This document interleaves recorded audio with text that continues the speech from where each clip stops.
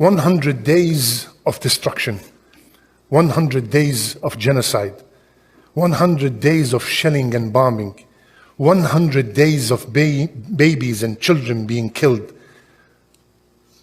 Where is Allah? Where is Allah in all this? Aren't these Muslims? Aren't these people who say La ilaha illallah? Aren't these people mujahideen? They gave up their life and their belongings fi sabilillah. Where is the help of Allah Azza wa Jal? Why He does not send angels to fight with them? Why He does not shake the earth under the enemy? Why He does not send an earthquake, a flood, a strike, a sayha? Why? Where is Allah in all this? Where is Allah? Why nothing is happening?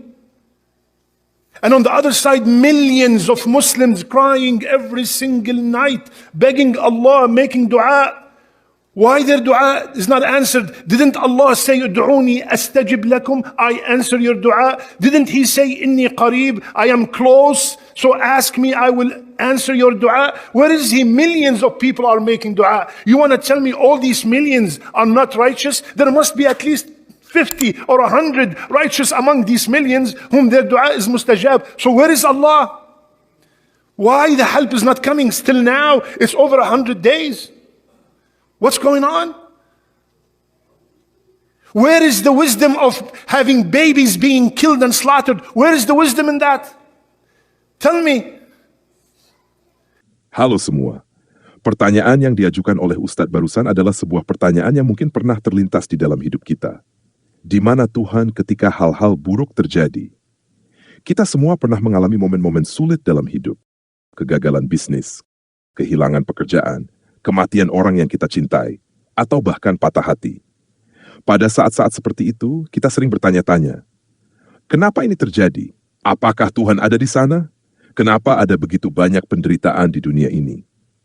Pertanyaan-pertanyaan ini menjadi semakin mendalam ketika kita menghadapi tragedi berskala besar, seperti konflik antar negara atau perang yang menimbulkan korban jiwa. Salah satu contohnya adalah konflik Israel-Palestina yang telah berlangsung selama puluhan tahun dan menimbulkan penderitaan bagi jutaan orang di kedua belah pihak. Pada video ini, saya ingin membahas bagaimana manusia menghadapi situasi sulit seperti ini, yang secara psikologis disebut cognitive dissonance, atau pergumulan batin. Cognitive dissonance adalah ketidaknyamanan psikologis yang kita rasakan ketika memiliki dua keyakinan, nilai, atau gagasan yang saling bertentangan. Misalnya, kalau Tuhan itu maha adil, kenapa ada begitu banyak ketidakadilan? Atau kalau Tuhan itu maha kasih, kenapa ada begitu banyak penderitaan?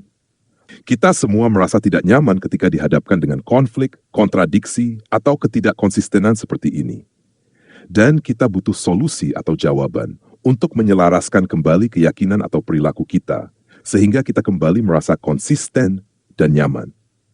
Tentunya ada banyak cara yang dilakukan manusia untuk menjawab cognitive dissonance ini. Mari kita ambil contoh konflik Israel-Palestina, yang membuat Ustadz mengangkat topik ini. Pada tanggal 7 Oktober 2023, Hamas melancarkan serangan besar-besaran ke Israel. Mereka menyerang festival musik, menewaskan lebih dari 1.200 warga sipil dan menculik sekitar 250 orang. Mereka mempunyai keyakinan awal, Allah memerintahkan kita untuk berperang melawan Israel. Di sisi lain, respons militer Israel terhadap serangan ini menyebabkan kerusakan besar di Gaza, termasuk korban jiwa yang signifikan di kalangan warga sipil Palestina. Sehingga ini menjadi informasi baru, kita kalah. Konflik antara keyakinan awal dan informasi baru inilah yang memicu pergumulan batin yang mendalam. Saat timbul pertanyaan, di manakah Allah? Kenapa Allah memerintahkan kita untuk menyerang Israel, tetapi kita kalah? Ini adalah pergumulan batinnya. Nah, biasanya ada beberapa cara manusia dalam menghadapi pergumulan batin. Yang pertama adalah mengabaikan atau menolak informasi baru. Misalnya dengan berkata kita kalah adalah berita bohong. Namun ketika informasi yang datang banyak, informasi ini sulit untuk diabaikan. Yang kedua adalah membuat pergumulan batin itu tidak penting. Misalnya dengan berkata, korban di pihak kita tidak sebanyak itu. Namun ketika korban terus bertambah dan banyak pemimpin Hamas yang mati, argumen ini sulit dipertahankan. Yang ketiga adalah melakukan penyangkalan. Misalnya dengan berkata, walaupun sudah banyak korban tewas, kami masih belum kalah. Yang keempat adalah menjustifikasi perilaku atau keyakinan. Misalnya dengan berkata, korban yang banyak adalah bagian dari perjuangan yang ujungnya membawa kemenangan yang dijanjikan Allah.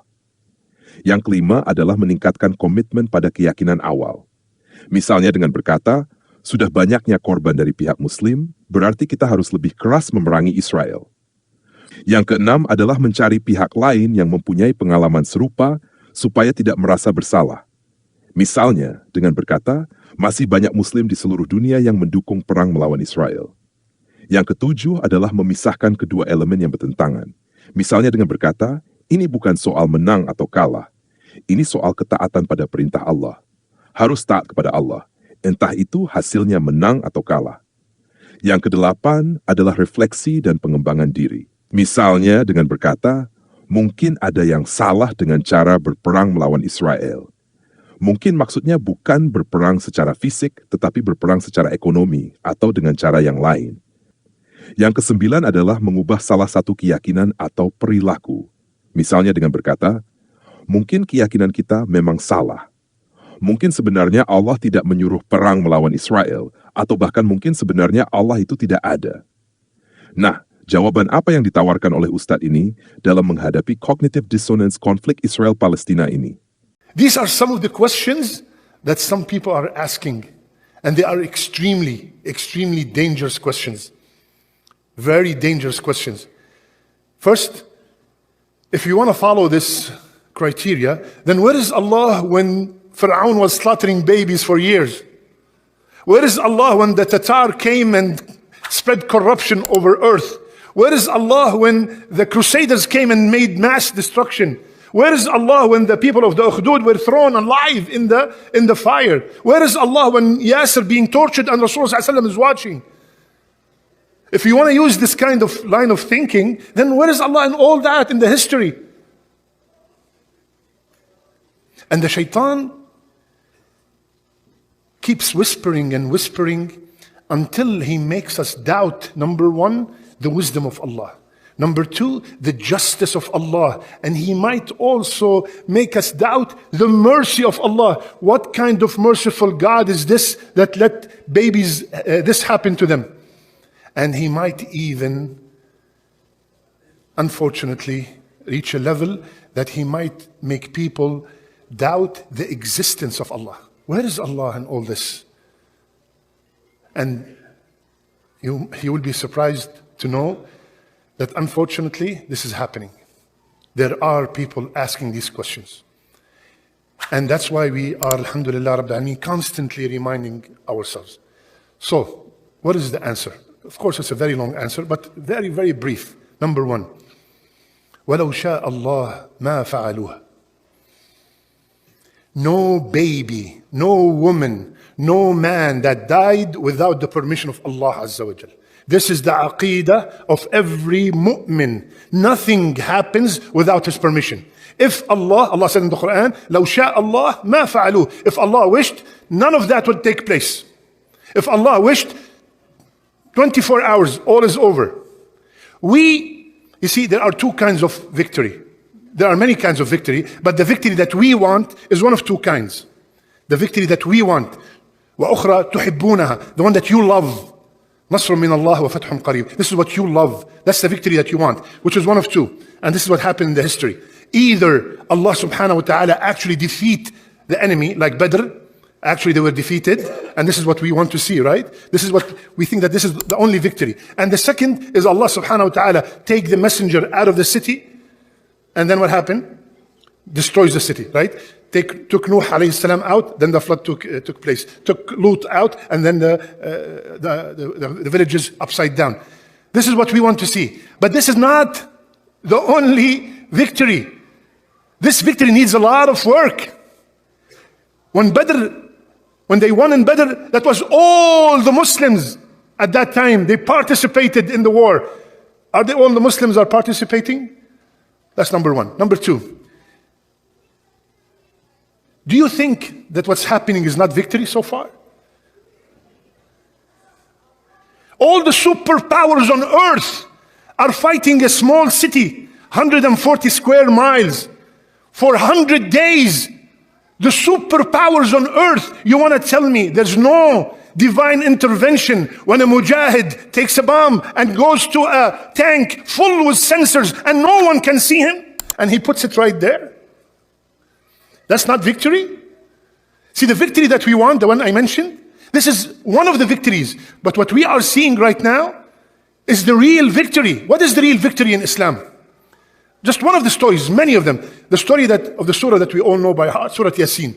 In Surah Yasin, Allah mentioned the mu'min of Al Yasin. The mu'min of Al Yasin, long story. There was a village, Allah subhanahu wa ta'ala sent a messenger, then he supported them by 2 more, 3 messengers in one village, and they did not listen to them, and they accused them of things. And then, وَجَاءَ مِنْ أَقْصَى الْمَدِينَةِ رَجُلٌ يَسْعَى. Then a man came and told the people, please follow the Mursalun. They're not asking you for any money, for anything, just they want you to come close to Allah. What did they do to him? They beat him so bad. In one of the narrations, the bones changed their spots. They beat him so bad till he died. Now I'm watching from outside and I'm seeing somebody beaten till he died. This is to me loss. He lost. He lost. What did Allah say? قِيلَ ادْخُلِ الْجَنَّةِ Allahu Akbar. Right away, Allah subhanahu wa ta'ala said, he is from the people of Jannah. Isn't this our goal? Isn't this the actual success? وَمَنْ زُحْزِحَ عَنِ النَّارِ وَأُدْخِلَ الْجَنَّةِ فَقَدْ فَازَ. This is the whole victory, is to be removed from the hellfire and enter Jannah. To me, I'm seeing somebody beaten and died. He lost. Allah said, قِيلَ ادْخُلِ الْجَنَّةِ Instantly. قَالَ يا ليت قومي يعلمون. Subhanallah. What kind of heart this man had. When he entered Jannah, with all the beauty of Jannah, all he was thinking about, I wish my people knew. And Allah then called him Mukrameen. He became honorable. So why didn't Allah honor him before? Subhanallah. So the real victory is to die as a Muslim. To die without any doubt in your heart. To die believing in Allah Azza wa Jal and in His Prophet. This is the victory. لو شاء الله ما فعلوا. Third or fourth. لا يسأل عما يفعل وهم يسألون. Allah cannot be questioned. Allah cannot be questioned. Have you ever went to a surgery? You wanted to have a heart surgery. And did you tell the surgeon, excuse me, do not cut here, cut here. The surgeon will look at you and say, Naam Habibi, who are you? You will not dare talk to a surgeon because he is the Alim and the Hakim in that surgery. You do not dare talk to him. Tell him, don't cut here, don't cut this, don't put this, don't put that. You don't ask him any questions. You don't tell him what to do. We are in a place that we are being tested. When we are being tested, the known formula is the student is being asked, not the teacher. We are being asked. Allah said, no one asks me what I do. I ask the question. You are being asked. And finally, this is one thing that we always should teach our children at a young age, so we will not have these questions, because these questions are so dangerous that if you die with these questions in mind, it's a very dangerous, very risky. Allah said, إِنَّمَا الْمُؤْمِنُونَ الَّذِينَ آمَنُوا بِاللَّهِ وَرَسُولِهِ ثُمَّ لَمْ يَرْتَابُوا. They have no doubt in their heart. So we have to teach our children the attributes of Allah. I always repeat this, and I'm going to repeat it tomorrow in my khutbah. The attributes of Allah. Who's Allah? 13 years, Muhammad sallallahu alayhi wasallam, 13 years in Mecca. What was he teaching them? How to make wudu and how to pray and how was the zakat? None! 13 years. La ilaha illallah. 13 years. La ilaha illallah. When they knew who's Allah, pray. Hadir. Sami'na wa ata'na. Leave alcohol. The Medina flooded. Put the hijab. They ripped their clothes and put the hijab. 13 years. La ilaha illallah. Aisha said, Ya Rasulullah, if you told them not to quit the alcohol from the beginning, nobody would have listened to you. So our children and us, of course, have to understand who's Allah. So when I understand who's Allah, and I know that the one who's prescribing and the one who's overwatching all this is the utmost wise, is the all wise, is the all knowledgeable, wallahi, the feeling of relaxation and rest in your heart is amazing, priceless. Because you know that the one who's running this whole affair is the only one who knows everything, the one who knows the unseen. Just like we may gave the example, they gave you the best surgeon in America, and you go there, subhanallah, you have a list of 500-600 surgeries, none was done with any glitches. You walk into the surgery room with so much confidence that why it's going to happen to me? Nothing's going to happen to me because this is the best surgeon. Can you imagine how our feeling should be with Allah Azza wa Jal? Multiply it by 1 billion times. This is how much trust and tawakkul I have in Allah that the Muslims, the people of Gaza, will be victorious. Just like I'm seeing you, I'm seeing you, seeing me. They will be victorious, but maybe not the victory that me and you wish for, or to take over and then maybe, Allahu A'lam, Allah ala kulli shay'in qadir. But the victory from the history of the Quran is not that the victory that we are looking for. There are many other victories that we are seeing some of its fruits already. Nah, jadi kita bisa melihat dengan jelas cognitive dissonance atau pergumulan batin yang dialami oleh mereka. Solusi pertama, mengabaikan informasi sudah tidak dapat mereka lakukan. Solusi kedua, menganggap korban yang berjatuhan tidak penting, tidak dapat mereka lakukan. Solusi ketiga, menyangkal bahwa mereka kalah sudah coba dilakukan dengan cara berkata menaruh bom tanpa terlihat adalah sebuah kemenangan. Solusi keempat, melakukan pembenaran jatuhnya korban tidak dapat dilakukan. Sepertinya karena Ustadz ini berada di Amerika, dia takut untuk menyebut solusi kelima, supaya lebih berkomitmen pada keyakinan untuk memerangi Israel. Solusi keenam sudah dilakukan dengan menyebut peristiwa serupa di masa lalu ketika Islam kalah dari bangsa Tartar dan lainnya, supaya merasa ini adalah hal yang biasa. Muslim zaman dulu juga sudah mengalaminya. Yang pasti, isi khotbah Pak Ustadz adalah jangan sampai ke solusi ke-9, yaitu mengubah keyakinan. Itu yang paling ditakuti si Ustadz, sampai dia menyebut berulang-ulang, jangan sampai mempertanyakan Allah. Kenapa jangan mempertanyakan Allah? Karena pokoknya Allah tidak boleh dipertanyakan. Padahal sebenarnya karena jika Allah dipertanyakan, ujungnya orang-orang akan sadar dan murtad meninggalkan Islam. Tetapi yang menarik dan problematik adalah si Ustadz juga tidak mau membawa jemaatnya untuk solusi ke-8. Refleksi diri. Mempertanyakan apakah ada yang salah dengan diri kita. Dan itulah sebenarnya yang membuat umat Muslim adalah kelompok orang paling terbelakang dan gampang tersinggung. Mereka lebih suka ditipu dengan pujian yang menyenangkan hati daripada dikritik dengan kejujuran yang membawa pada perbaikan. Mungkin ini karena adanya ajaran Islam yang membuat Muslim merasa diri mereka adalah orang-orang yang paling benar di seluruh dunia. Jika ada sesuatu yang salah, itu pasti salah pihak lain. Umat Muslim sepertinya memang anti kritik dan menikmati permainan menyalahkan orang lain. Oleh karena itu, solusi yang didorong oleh Pak Ustadz adalah memisahkan kedua elemen yang bertentangan. Dia memberikan jawaban, kemenangan yang sesungguhnya adalah masuk surga.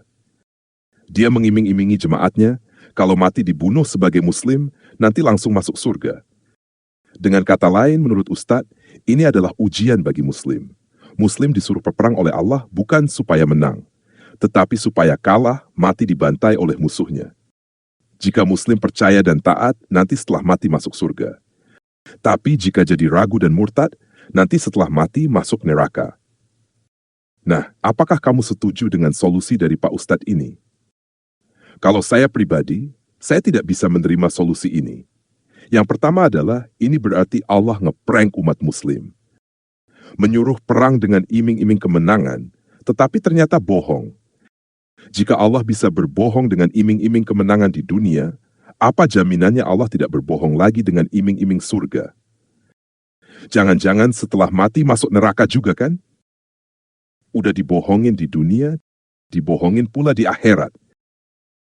Kalau kamu adalah seorang Muslim yang sedang menonton video ini, mungkin ini saatnya untuk berhenti sejenak dan bertanya dengan jujur. Apakah semua yang selama ini kamu percayai benar-benar datang dari kebenaran, atau hanya hasil doktrin yang tidak pernah kamu periksa? Tuhan yang sejati tidak takut dipertanyakan. Iman yang sejati tidak tumbuh dari ancaman, tapi dari kasih dan kebenaran. Kalau kamu lelah dengan kebohongan dan kekerasan, Tuhan yang sejati menunggu kamu. Bukan dengan janji palsu, tapi dengan kebenaran yang membebaskan. Terima kasih sudah menonton. Jangan lupa untuk like, share, dan subscribe jika kamu merasa video ini membuka mata dan hatimu. Sampai jumpa di video berikutnya, dan tetap berpikir kritis.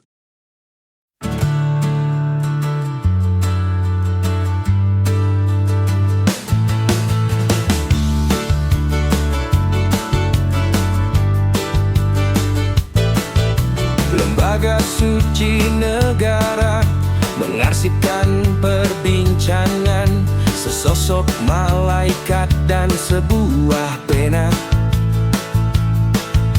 Siapa Tuhanmu? Sajak dan syair. Siapa nabimu? Naskah di film Noir. Mungkin kamu butuh pergi study tour 7 hari agar kamu mengerti yang diyakini. Bis sudah tiba, tak ada kereta yang menunggu lama berangkat ke surga. Ini fasilitas umum, bukan milik suatu kaum yang menganggap paling baik dan paling nyentrik. Kau kira ini wisata milik pribadi semata, wayang diambil tetangga, kau terlambat murka. Pentas lawas jelas dilupa, kau tak pantas tuh kecewa. Rumpunmu gawat darurat, kau pergi ke barat. Lembaga suci negara mengarsipkan perbincangan sesosok malaikat dan sebuah pena. Siapa Tuhanmu? Sajak dan syair. Siapa nabimu? Naskah di film Noir.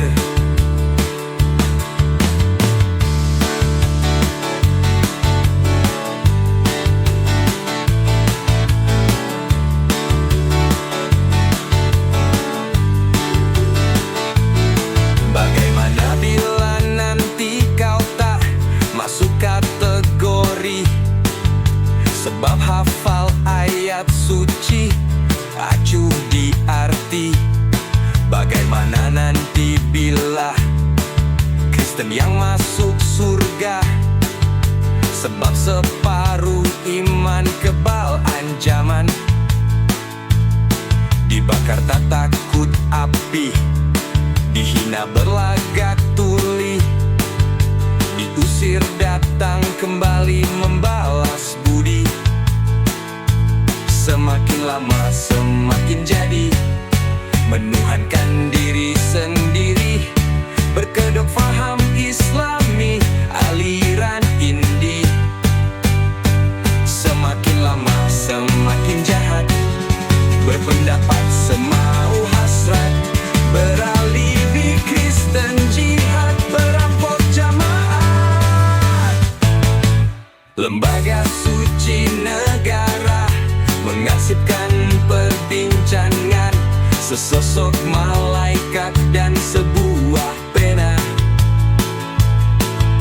Siapa Tuhanmu?